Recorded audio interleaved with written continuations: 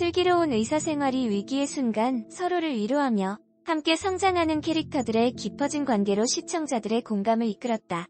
30일 방송된 TVN 2020 목요 스페셜 슬기로운 의사생활 8회에서는 위기를 극복하며 한 뼘 더 자란 일제병원 전공의 제약, 겨울, 미나의 단짠 성장기가 시청자들의 공감을 얻었다. 또한 서로를 위로하며 여전히 성장하고 있는 오인방의 모습이 따뜻한 감동을 전했다. 먼저 지난 7화에서 정원에게 데이트 신청을 했던 겨울은 어머니와 약속이 있다라고 거절한 정원의 대답에 상처를 받았다. 하지만 정원이 주말 내내 익준의 집에 있었다는 사실을 알게 된 겨울은 거짓말까지 하실 정도면 제가 그만하는 게 맞아요라며 정원을 향한 마음을 정리하겠다고 말해 시청자들의 안타까움을 샀다. 상처받은 겨울에게 미나는 소개팅을 주선 낯선 남자와 함께 있는 겨울을 본 정원의 알 수 없는 무덤덤한 표정이 시청자들의 궁금증을 증폭시켰다.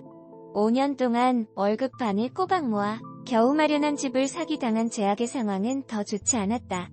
머릿속이 온통 전세 사기로 가득했던 제약은 일도 환자도 눈에 들어오지 않았고 이는 실수로 이어진 것. 하지만 대출 빚에 당장 살 곳마저 잃은 제약은 폭발하기 직전이었고 엎친 데 덮친 격으로 환자의 가족들과 트러블이 발생, 사면초가 위기에 처했다. 제약은 그런 자신을 자책하며 괴로워했지만 성민의 위로에 힘을 얻어 독하게 마음을 다잡았다. 한편 산부인과 병동에서 고군분투하는 미나는 인내심의 한계를 느꼈다.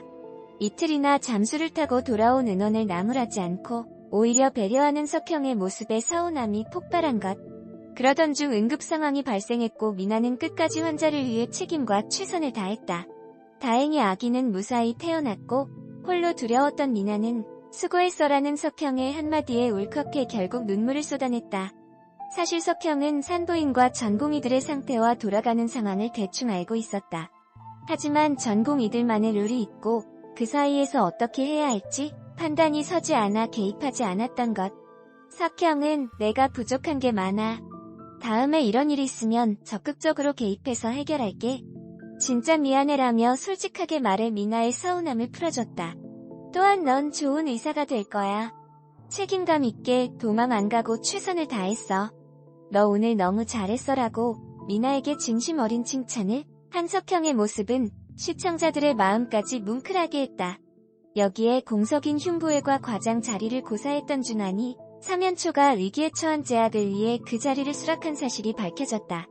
또한 제약을 대신해 환자 가족들에게 직접 사과, 징계도 감봉도 다 해결해준 것.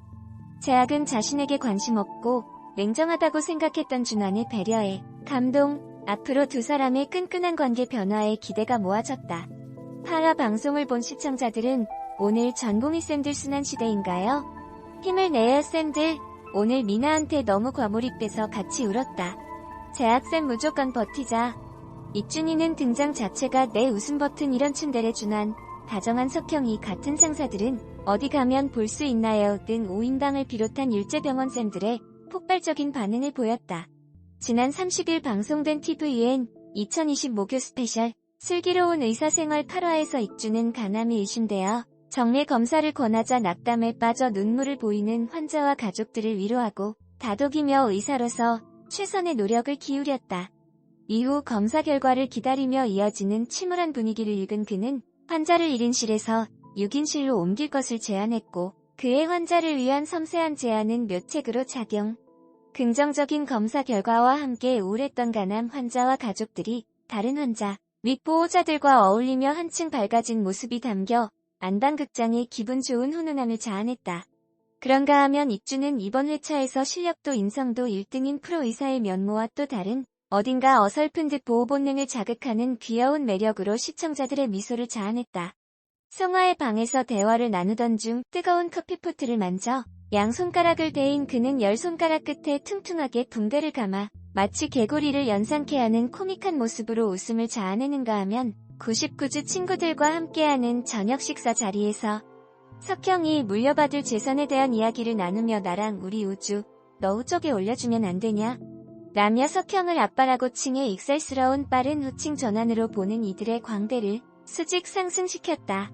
뿐만 아니라 다친 손가락 때문에 씻지 못해 친구들을 한 명씩 찾아다니며 세수를 부탁했지만 거절당해 축 처진 모습과 마지막 희망으로 찾아간 송화에게 불쌍한 표정으로 부탁하며 얌전하게 앉아 수건으로 얼굴을 닦이는 익준의 모습에서 눈을 더한 귀여운 매력이 고스란히 담겨 시청자들의 입꼬리를 저절로 올라가게 만들었다. 또한 갓난 아기를 잃은 부모와 병원 내 희로애락이 어느 때보다 애틋했던 이번 회차 말미에 조정석은 99주 밴드와 함께 서지원의 내 눈물 모아를 불러 뭉클한 감동을 배가시켰다. 조정석은 매력적인 보이스와 깊은 감성으로 노래를 담담히 표현하며 드라마의 여운을 남겼다. 자기 복제 비판도 덮어버린 편안함. 슬기로운 의사생활 첫 회를 보고 나서는 심드렁했다. 주인공은 많았고 이야기는 흩어졌다. 대사가 쉴 새 없이 쏟아지는 가운데 무슨 이야기를 하는지 따라가는데 숨이 찼다. 그 와중에 인물 구도는 첫 회만 봐도 결말이 보였다. 이정 작가 신원호 PD 콤비는 전작인 응답하라 시리즈에서 그랬듯 이번에도 러브라인으로 시청자들을 쥐락펴락하는데 공을 들일 것이다.